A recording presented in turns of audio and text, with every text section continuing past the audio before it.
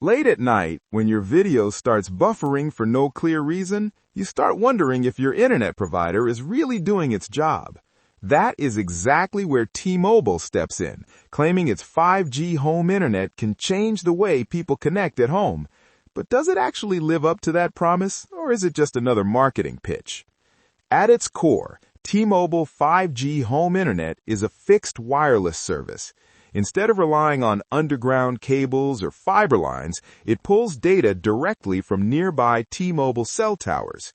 You receive a gateway device that sits inside your home and converts those cellular signals into Wi-Fi for all your devices.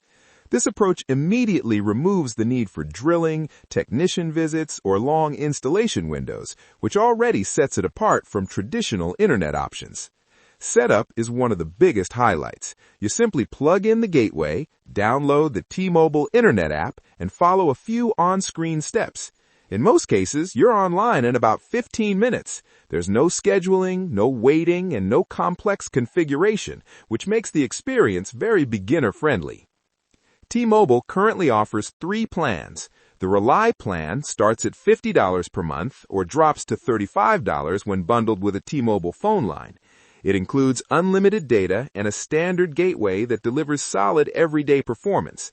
The Amplify plan costs $60 monthly or $45 bundled and includes the latest 5G gateway with slightly faster speeds and added cybersecurity features. The top-tier all-in plan runs $70 monthly or $55 bundled and adds a mesh extender, Hulu with ads, Paramount Plus, and premium technical support.